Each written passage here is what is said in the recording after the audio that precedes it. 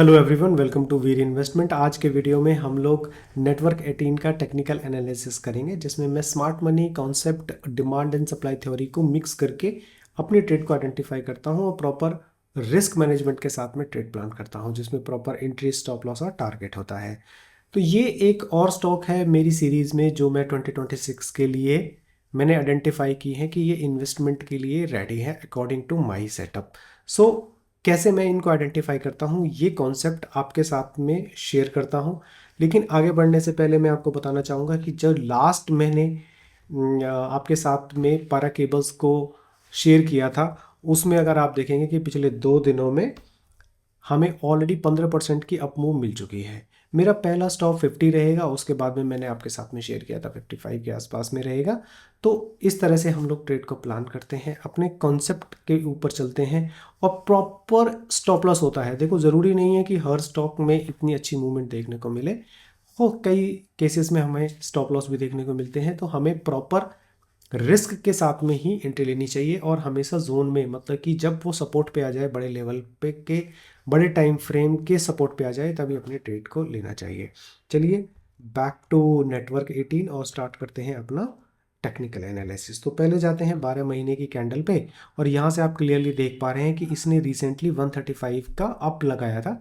उसके बाद से ये 6 महीने के जो कि सेलिंग का ऑर्डर ब्लॉक था, उस पे जाकर टच हुआ था और इसमें सेलिंग देखने को मिली, क्योंकि यहाँ पर सेल्स के ऑर्डर होते हैं। अगर सपोर्ट में है ऑर्डर ब्लॉक, बाइंग का ऑर्डर ब्लॉक है, तो उसमें बाइंग के ऑर्डर्स होंगे और प्राइस अप जाएगा। और उसको रोकने के लिए, मतलब उसके लिए जो रेसिस्टेंस चाहिए हमें, वो भी बड़े टाइम फ्रेम का चाहिए, तो वो हम बड़े टाइम का टारगेट को उसको रखते हैं। लेकिन अब जब बड़े टाइम फ्रेम के सेलिंग जोन को टच कर लिया है, तो हमें बड़े टाइम फ्रेम के ही सपोर्ट यानी कि बाइंग का ऑर्डर ब्लॉक को देखना पड़ेगा, जिसे हम डिमांड जोन भी कहते हैं। तो नीचे देख रहे हैं, मैंने ईयरली का मार्क किया था और हाफ ईयरली के विक से ही ये पहले रिएक्ट हुआ था। यहाँ पर मैं आपको दिखाता हूँ। तो जो पहले जो रिएक्शन हुआ था वो हुआ था, यहाँ से हुआ था, ये वाले जोन से, और यहाँ से यहाँ तक प्राइस में अप मूवमेंट देखने को मिली थी और उसके बाद में प्राइस में गिरावट आ गई। अब हम वेट कर रहे थे बॉडी को टच करने के लिए। अब आप क्लियरली देख रहे हैं 6 महीने पे जो ऑर्डर ब्लॉक बना हुआ है, इसके बॉडी पे टच होने के बाद में इसमें रिएक्शन हुआ है। ये मैंने जो अभी मार्किंग की है। अब हम जाते हैं 3 महीने पे। 3 महीने पे आप देखेंगे कि जब यहाँ पर प्राइस आया, पहले तो बॉडी से रिएक्शन हो चुका था, सॉरी विक से रिएक्शन हो चुका था, इस बार बॉडी से रिएक्शन हुआ और ऊपर जाने के बाद में जब किसी ने अगर परचेज किया है, बाय किया है, जब ऊपर जाएगा तो कुछ ना कुछ सेलिंग भी होगी, क्योंकि वो अपना ऑर्डर अपना प्रॉफिट बुक करेगा। बुक करने के बाद में इसमें हल्का सा रिएक्शन नीचे की तरफ आने की संभावनाएं होती हैं। तो इसी को ही हम फॉलो करते हैं। अभी पहले मैं इस वाले ऑर्डर ब्लॉक को हटा देता हूं, क्योंकि इसमें ऑलरेडी मूवमेंट हो चुकी है। अब हम जाते हैं मंथ पे। तो मैंने ये क्यों सजेस्ट किया है वो आपको बताता हूं, यहाँ से ही ये इम्पॉर्टेंट है। तो ये चीज़ आपको समझनी है, अच्छे से ध्यान से इसको ध्यान से देखिएगा। मैं इसमें अपना कॉन्सेप्ट बताता हूँ कि मैंने क्यों आइडेंटिफाई किया है, और ऐसे ही स्टॉक्स पे एनालिसिस करके हमें, या फिर आपको एनालिसिस करना चाहिए, चार्ट को रीड करना चाहिए। देखिए, हमें देखना होता है ओरिजिन। ओरिजिन मतलब कि एक्चुअल में मूवमेंट कहाँ से स्टार्ट हुई थी और कितनी अप गई थी, वो एरिया हमें आइडेंटिफाई करना चाहिए। फिर उसके ऊपर में अगर कोई सपोर्ट लेवल ऑर्डर ब्लॉक बन रहे हैं, वहाँ पर करना चाहिए। अब जब हम इन्वेस्टमेंट की बात करते हैं और प्रॉपर अगर बॉडी के लेवल को टच नहीं हुआ है और हम चाहते हैं कि कुछ इसमें इन्वेस्टमेंट स्टार्ट कर दें, क्योंकि समटाइम्स क्या होता है कि प्राइस प्रॉपर लेवल पे नहीं आता है, उसके ऊपर से ही रिएक्ट हो जाता है, तो हम कुछ क्वांटिटी ऐड कर सकते हैं। तो यहाँ से रिस्क मैनेजमेंट की क्लास स्टार्ट हो जाती है। बेसिकली जैसे कि मान के चलते हैं कि हम किसी स्टॉक में जो इन्वेस्टमेंट है वो 1 लाख रुपीज़ करते हैं, तो अब एक साथ में ही 1 लाख रुपीज़ मत लगाइए, उसमें 20,000, 25,000, 30,000 इस तरह से लगा दीजिए, मतलब कि 30% का अमाउंट लगा दीजिए और वेट कीजिए इसमें कुछ मूवमेंट आए। इन केस नीचे अगर अच्छी सपोर्ट बन रही है तो आप वेट कीजिए कि अगर वो नीचे चला जाता है, 10-15% नीचे चला जाता है, तो कुछ क्वांटिटी और ऐड कीजिए। फिर उसमें और करेक्शन आ जाता है 25-30% का, लेकिन सपोर्ट होना चाहिए स्टॉक के अंदर में, वो उस बात का ध्यान रखना है। तो उसमें आप और क्वांटिटी ऐड कीजिए। जब 3 बार में आप क्वांटिटी ऐड करेंगे, जो लास्ट टाइम में जो करेंगे वो बिल्कुल ओरिजिन होना चाहिए।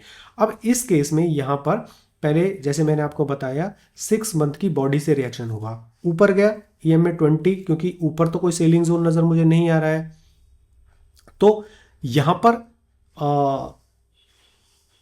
EMA 20 को टच करने के बाद में नीचे हुआ, हो सकता है प्रॉफिट बुकिंग हुई हो।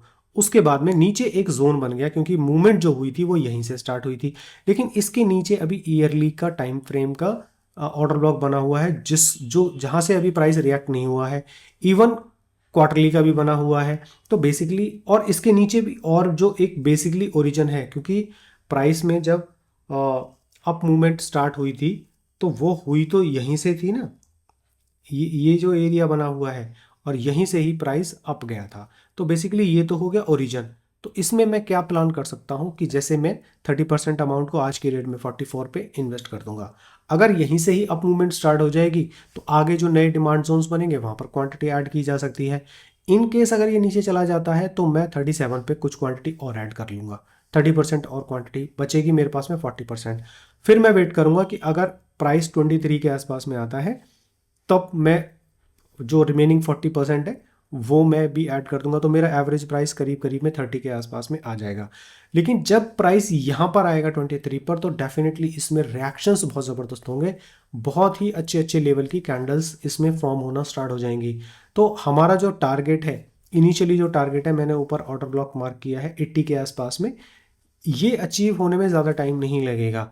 जो डिस्ट्रीब्यूशन होता है जैसे कि यहाँ पर हो रहा है, धीरे धीरे प्राइस में मूवमेंट हो रही है, तो इसमें ऊपर की तरफ में कोई भी रेसिस्टेंस नहीं है आज की डेट में, क्योंकि प्राइस यहाँ से रिवर्सल हुआ था। हो सकता है कुछ टाइम के लिए यहाँ पर देखने को मिले स्टॉपेज, कि यहाँ पर फर्स्ट स्टॉप हो, लेकिन गिरावट नहीं होगी यहाँ से, क्योंकि मंथ से चल रहा है और ऊपर की तरफ में कोई अच्छा रेसिस्टेंस नहीं है।